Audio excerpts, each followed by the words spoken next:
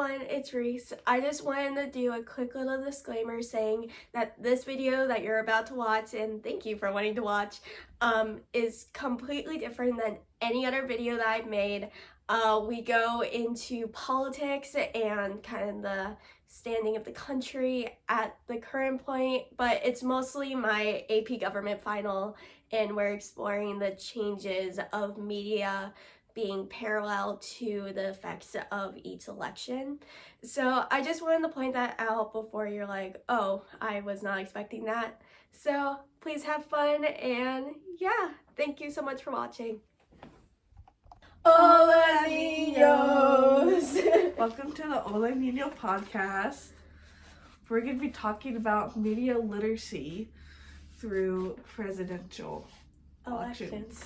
So let's get started. For FDR's 1932 election, radio became super popular, so they used radio a lot so Americans would familiarize themselves. And this is when they started to get more campaign slogans, and all of FDR's appearances were accompanied by the song Happy Days Are Here Again. So every time that song would come on, they knew it was FDR. And they also started to use more catchphrases, posters were put up. A lot of artists such as Howard Chandler Christie designed posters for FDR's opponent Hoover. A lot of information about the campaign was through newspaper and radio. Then we're gonna go and skip over to JFK, because then that's when we get kind of the biggest influence of an election that got very just changed drastically because of the media that progressed. Because through polling, most people thought that because this was JFK versus Nixon, so most people through like surveys and basic polls that were taken before any debates were going more towards Nixon. However, after America pretty much saw JFK on TV, they were all like, oh my wow, he is totally the best candidate for this job, and they decided that they would vote for him. So yes. This brought the first live televised presidential debates. The debates were broadcasted live with 70 million Americans tuning in to watch. Most voters never actually had a chance to see the candidates in a close personal way, which meant that they were able to use the actual personalities and interests of the candidate towards their voting. They were able to form an opinion based on looks, their voice, and their opinions, and that was definitely very big in this one. Especially all the ladies were like, JFK's so cute. So it pretty much just set a precedent for future candidates to dress nicely, look good, and kind of act professional. So then we move on to Nixon's 1974. It's basically the same thing as JFK, but in this time you have the Pentagon Papers and the Watergate scandal from him. And so the big thing is like the whole media really covered it. So it kind of, a lot of Americans lost distrust, especially when you have the New York Times Supreme Court case, where I think there's someone saying that they couldn't post it, they couldn't put it on newspapers, but it was ruled by the Supreme Court that it's the newspaper's First Amendment right, free press, and free speech. And so really, which a lot of Americans through this media coverage, and a lot of them lost faith in Nixon, so he resigned that was a big whole media scandal. So now we're going to Ronald Reagan with his 1984 presidential election. So now the presidential elections were broadcasted live. This meant that as the results were coming through, there was greater direct influence of what was being posted and who was going to win and all of that. He was nicknamed the Great Communicator due to his strong public speaking skills, as he was already a former actor, so he was already kind of used to the public eye and getting his voice out to the media. Candidates put more focus on their looks, again going back to JFK and the idea of the voters do notice how put together you are, and they notice how you look and how you're standing under those bright lights.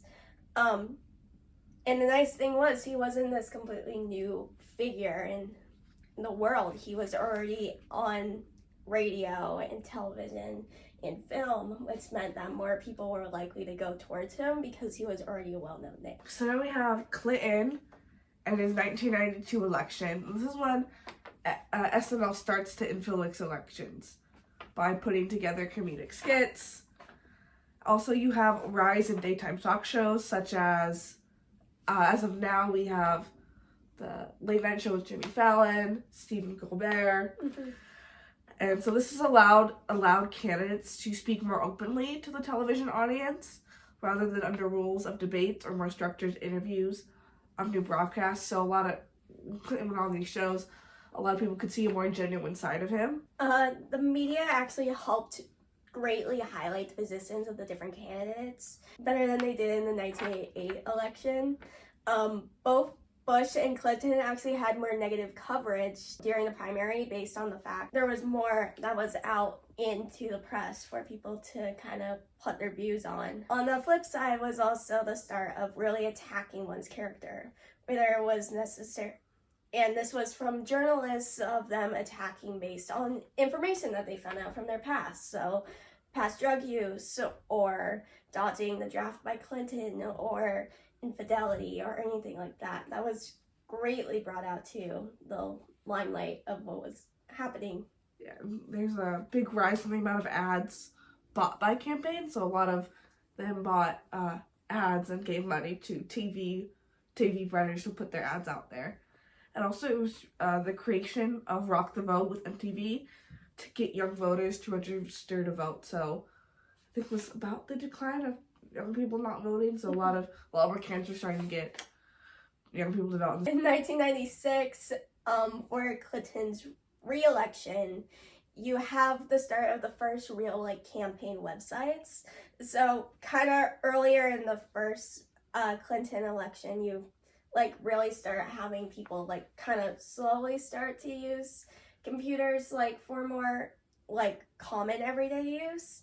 But then in 1996, they're actually used with a political mindset. And then NBC and MSNBC created their This Is in 96 session to inform voters. This was able to get more information out for the public. And then there was also an online Q&A with the Speaker of the House, and it was the best attended chat of the year. And then you go to George W. Bush. And so this is his 2000 election. And this was the start of fake information being spread online through fake websites and web searches. And then you have the convention, and the convention were sponsored by AOL and Pseudo.com. Yeah. So in 2004, for W. Bush's re-election, this is really when MySpace and Rock the Vote were kind of taking over. Campaigns were using meetup.com in order to organize rallies. John Kerry was on Friendster. This was really the time when all of these new beginning frameworks of social media was starting to take place, which means that they're able to use all these different kind of, now to us, kind of extinct social media companies in order to form and bring people together into politics. The RNC created a parody website in order to showcase John Kerry's flip-flopping, called the Flipper Cam. Parties started to have actual division though, because there was more websites and there was more eligibility for the greater American to just quickly go on their computer and post whatever they wanted to make, blog whatever they wanted to blog, because it was right there at their fingertips. And they were able to figure out how to work with advertising and to really get their own personal message out. And there was still this thing called Google bombing, which meant that if you searched a particular phrase, then you are instantly going to get taken to some sort of political website, whether that's one candidate or the other. Obama 2008 election. Mm-hmm. And this is when MySpace partnered with MTV to speak with candidates on campus. Candidates coming to campus and really getting young people to interact with them, see their views, and also the young people to see the candidates' views. So a lot more like in person, see like more genuine side of the candidate. Also, MySpace was the first to partner with the Presidential Debate Committee to be able to gauge how candidates were being perceived by viewers in the debate. So another strategy by campaign managers to see and candidates see how well they were doing and see like what views is the popular ones right now. And then we get the start of the hub that you're watching this on, which is YouTube, gets launched, which also creates Citizens Tube, which is a way for candidates to regularly post their ideas and messages onto the platform through video. And YouTube was also a co-sponsor of a primary debate this year. Facebook pages and ads also partnered with ABC News so people could show their support for the candidates in real time and also find out how to register to vote. And then Facebook started the I voted election day reminder, which was pretty much this way of being able to kind of to brag to your friends that you voted online. And this actually is known to have helped with boosting voter turnout. It's called the Facebook election. And then in 2012, you had Obama had a Twitter town hall. And also Facebook and CNN team up to create an app which talks about the different issues going on at the time. Also, Twitter had an engagement map, and this is where you can see like the different like regions of the country and everything where kind of how they were feeling and how they were kind of reacting to different issues that were going on. Yeah, they were more conservative or more liberal on. And then my favorite from the 2012 election actually started in terms of political maps that were created was actually Amazon created a heat map of the best-selling political books that were in this area, which is very intriguing because you have to remember that at this time in 2012, Amazon wasn't known for buying literally whatever you want, but at this time was actually more known as a bookstore. Then you had Facebook and Twitter being the biggest social media platforms. So then we get to Trump, which just want to throw out there, I think that's kind of the first election that me and you really experience. Like I remember coming to school on the first day after the election and like my teacher explaining to us, because like we were a very like left leaning group, and so it's just like my teacher explained to us like this is not the end of the world, the fact that he won, having her like explain like the true power of the president, how much he actually has. And I like to this day, like it's one of those things that has driven me to always love politics, is because you see how so many different people react to the news. Periscope was actually used by Trump when he arrived at the primary Republican debate. This was a way to kind of stream his arrival. And then Trump also live streamed the third presidential debate. And then also, Facebook also sponsored a debate where they were able to drive the moderator questions based on what they were seeing. The people discussed on Facebook, Twitter, and YouTube. And Instagram also partnered with CNN by doing a portrait series of candidates and projecting election results on the Empire State Building. Yeah. So numerous social media accounts at this point was starting to provide information towards voting and getting your message across, because this was a very big election in terms of getting the idea out. We also start getting criticism of social media kind of taking and starting with fake news, because again, going back to the creation of fake websites, now people are having such an easier time of being able to just at their fingertips post whatever information they feel is true or is real, or able to drive out their personal political message even if it isn't actually factual and straight. An interesting thing about this election is that many people thought Hillary was going to win, And then, because based on polls and the way of how kind of the general image of the state was, but then after more people started learning about this, more people started to vote for Trump, thinking that Hillary was a shoo-in, when in reality she wasn't. So it's just kind of that interesting idea that because of the different comments that were being told on social media, more people were actually able to change their vote towards what they believed would be just kind of a throwaway idea, which is why voting for who you want to vote for is so important. And especially to see the divide between the CNN and Fox, and where they kind of, what side they kind of lean. Which goes into the 2020 Biden election, in that you are very, very much based on where you stand with the COVID pandemic. It's not guaranteed that that's going to be your opinion on how the election should have gone with Trump versus Biden, but it kind of influenced. Most likely, if you're watching Fox News, you're probably going to do more on the Trump side, versus if you're watching CNN, you're more likely going to go towards Biden, because those just happen to be the information that was given to you based on where you were watching your news around COVID.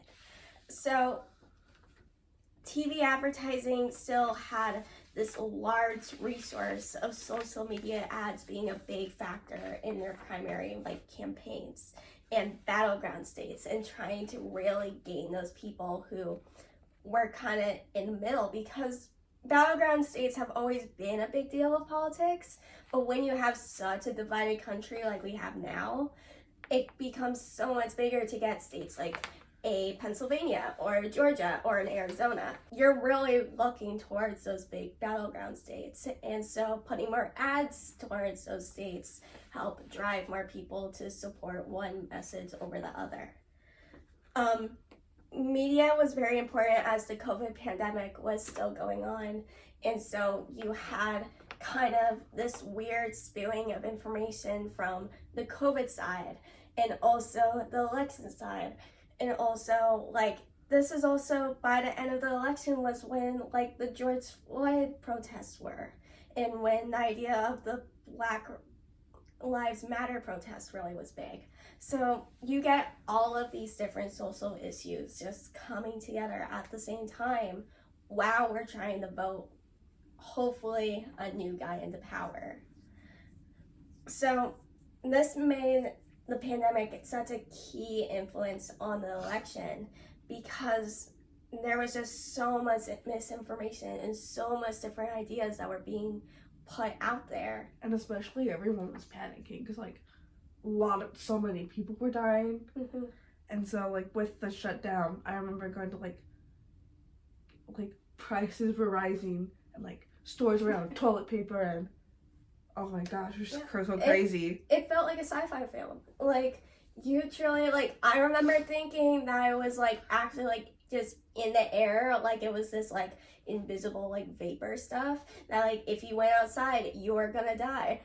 And so, it's very interesting of thinking, now looking back, it's haha, that's, so insane to think. But now it's, it was real. Yeah, and a lot of people were trying to find the best way to prevent sickness, death, safety of developing vaccines, how to handle students' education, and revitalize the economy and prevent a recession. I think student education hit us hard, because we were freshmen. We did our whole freshman year online. I think that was super weird too. Yeah, and we lost the end of 8th grade. We didn't get our 8th grade going to high school graduation. And then another, it was the drive-through. The first debate was kind of frustrating for a lot of Americans who were watching, as the moderator, you could tell, was kind of having a hard time with kind of controlling Trump and keeping him on topic and not over speaking on top of Biden, and actually letting there be kind of a respectful debate, because at this point in government, we weren't very respectful. There wasn't really kind of that cordial, we're just trying to find what's best for the country. We're just trying to make our idea be right because our side is right. And this was the largest ad spending election to date, which will be interesting to see kind of how it compares with this next upcoming election. So now current 2024, it's Trump and Biden again, so a really big election, and with us voting, being old enough to vote this year, it's very nerve-wracking, like, oh no, who are you gonna vote for? Yeah, I kind of wish it was more exciting, to be honest. Like, Yes. I wish, I'm not really passionate about either. I kind of wanted there to be some, like, random awesome guy to randomly just show up and be like, hey, I'm awesome, but you know. And then you have more ad spending. Ad spending is to be expected to be even higher this year than in 2020. Especially in the primarily battleground states. So, and then on top of that, you also have the fact that Trump has been on court and that he has been dealing with all this legal drama, and He's that's been just, convicted it's fun. I mean, with like social media influencers.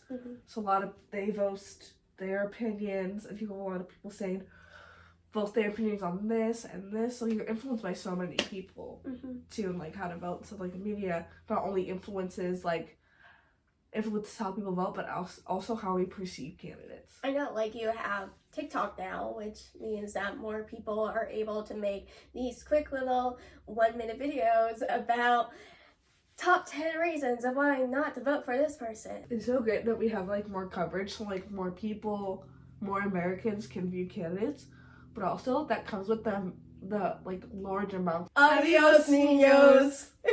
Oh my gosh, that was so